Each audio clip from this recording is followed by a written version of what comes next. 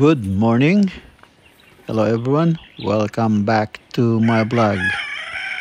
Mga ka-BSK, mapagpalang araw po sa ating lahat. Ayan at ayan, good morning. Magandang umaga. Bagong umaga, may bagong pag-asa. Pero ngayon wala yun, nawala ang pag-asa. Panoorin nyo yung video mga ka-BSK. Hindi ko nagustuhan yung ginawa nitong bumili ng aming kamote. Ayan, bumalik yung mga naguhukay pa. Inararo pa yung dalawang pinita. Kaya yan, nadagdagan pa yung ating ani ng kamote. Marami, kaya lang na 11. Ayan, no? Tignan nyo. Ayan. Bukas Binalikan nila dahil meron pang hukayan. Sige. Samahan nyo po kami mga ka-BSK at tingnan natin. Paroorin nyo kaya nang mag-analyze kung ano nangyari. Kung pagka yan sa kamuti kasi yung caretaker ko walang alam na hindi ko alam anong iniisip niya. Akala niya siguro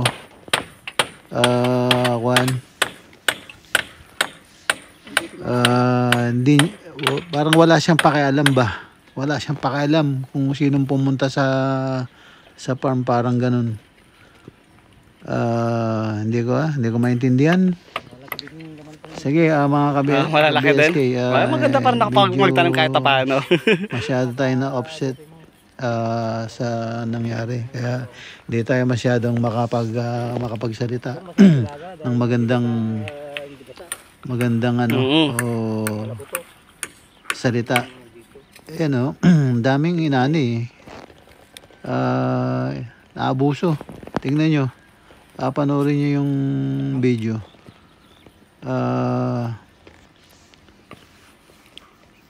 Ganda sana ng ani. Ang problema, tignan nyo, makikita nyo naman merong foul play dito. Kaya wala nang susunod. Sa susunod wala nang baklang mangyayari dyan. Tignan nyo, iba yung ano niya sa kilos niya, makikita mo na hindi maganda, walang respeto. Parang at pagpapakulo kayo ng tubig ng kakape kaya. Tingnan nyo kung anong sige. Nangyayari. Ayan, medyo marami pa rin ang nakuha dyan sa area na yan. Okay, sige. Magpapakulo ko lang kayo. Nararuin yan Timbang. Pero ano yun, Pampaliga, wait lang. Marami dyan doon sa kabila, walang masyado doon dahil ano yun ampaw ang pagkatanim dun Tapos naulan pa. yun, nababad sa tubig. Bagay wala pang laman nun. Hindi natin masisisi yun na nasira dahil sa tubig eh.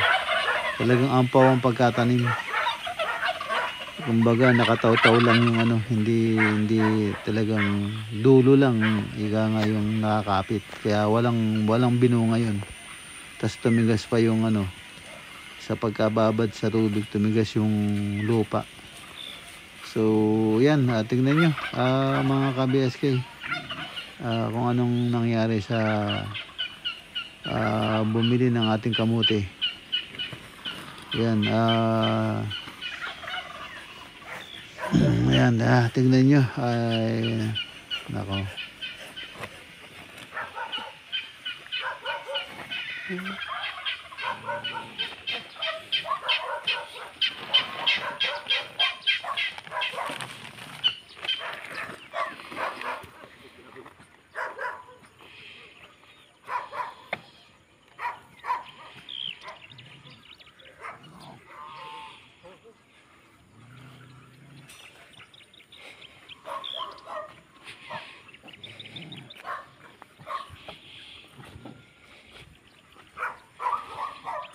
Kailan ka magpapatraktor?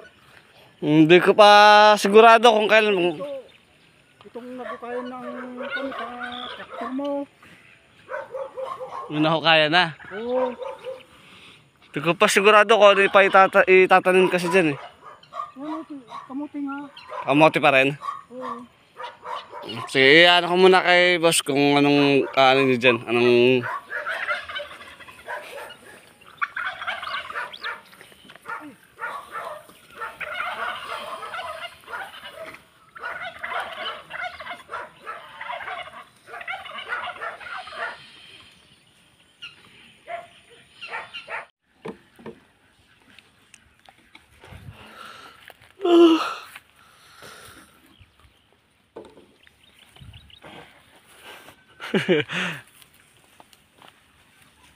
Yan, dito, sa taas.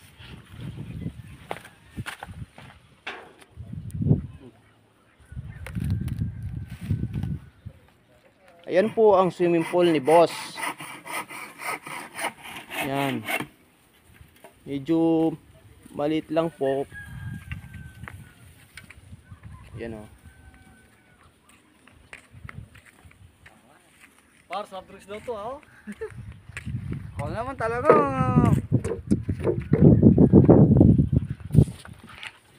Ano ba?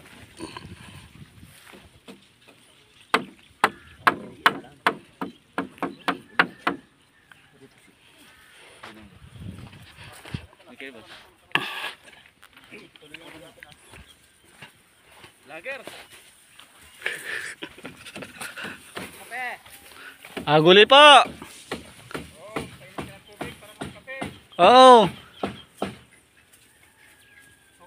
Ilan na lang tayong natitira.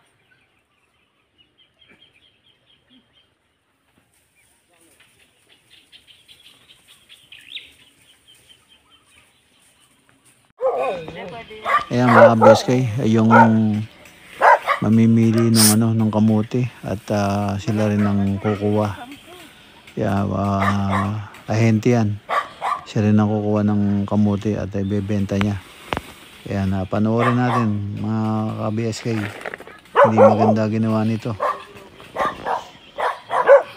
Kaya sinamantala niya porque walang alam yung ano, caretaker doon. Kaya pinabayaan sila. Pinagkatiwalaan sila. Pero tignan nyo, panoorin nyo hanggang sa huli. Doon makikita yung sa video na may kabalustugan na ginawa. Yung kung paano niya ipapaliwanag yun. Diba? Tignan nyo.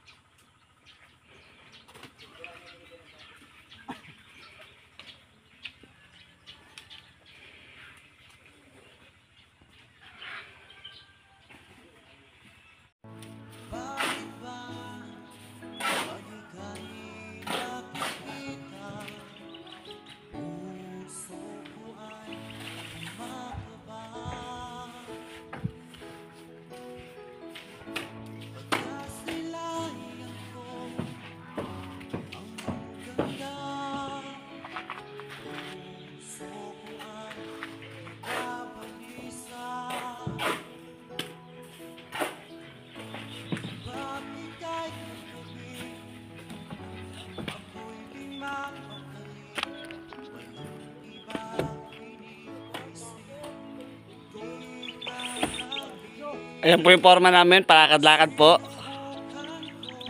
Lakad lang po ng lakad. Dapat po rito may dala siyang martilyo para kumapa ako, meron po siyang pambunot.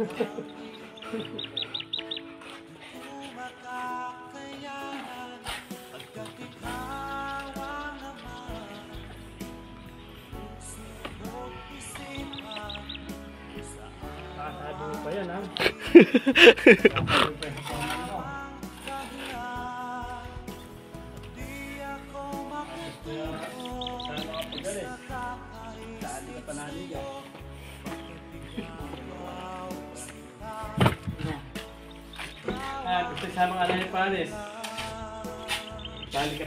Ay, hindi pala. A few moments later.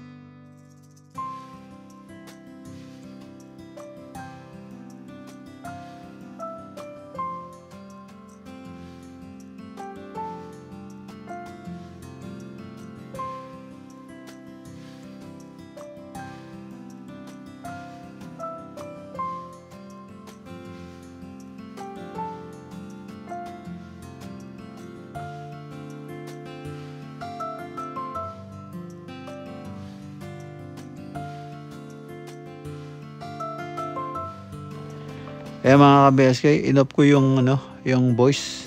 Kasi ang lakas ng music nila. So makaka-copyright tayo kaya tinanggal ko. Ayan, isipin nyo, ang daming inanin ng kamote. Mga ka-BSK, yun lang ang inabot ng kilo niya. At numeto lang siya ng 11,000. Nakakapagtaka, nakakaduda. Kasi tinimbang nila, walang nakaharap. Nagmadali silang itimbangin kahit walang tao. A few moments later. Mga ka-BSK, yan po ang kumuha ng kamote. Sila po yung bumili ng kamote ko. Yung pagmasdan nyo po itong video na to. Tingnan nyo. Yung nakapula, aabutan ng pera. Bibigyan pa ng pang merienda. Ayan. Tingnan nyo, pagmasdan nyo mabuti. Tingnan nyo, magdududa ka dito eh. Tingnan mo, inabutan ng pera. Nagkaabutan na ng pera, pero itong bakla rito, nagkukwenta pa. Nagkukwenta pa kung ilang kilo. Ayan, dun sa papel, tingnan nyo. Paano yung kwenta niya, may calculator pa siya. Pero nagkabayaran na doon. Kita niya, nagkaabutan na. Ba? Pero yung bakla, tingnan nyo, nagkukwenta pa. Nagkukwenta pa kung ilang kilo o ilan ang babayaran, pero bayad na doon. Ayan o. Hindi ba kayo magdududa niyan? Yung caretaker ko, hindi ko alam kung anong wala siyang, parang wala siyang kalam-alam sa mga ganito. Ayan, tignan nyo, di ba kaya nakakaduda niyan? Tingnan mo, itong bakla nagkukwenta pa, pero nagkaabutan na ng pera doon. Ayan ako. Ayan, susunod wala na. Wala na susunod sa iyo. Ayan, yung ganyang sitwasyon, hindi kayo transparent. Ayan, wala nang next time sa'yo. Dapat di mo ginawa yun. Dapat meron nakaharap kahit isa sa tao doon na nagtimbang ka. Ayan, no? Nagkaabutan kayo pero nagkukwenta ka pa rin. Ayan mga ka-BSK, kaya na humusga dyan. Sige, dito lang po muna. Ingat po kayo dyan, and God bless. Bye-bye.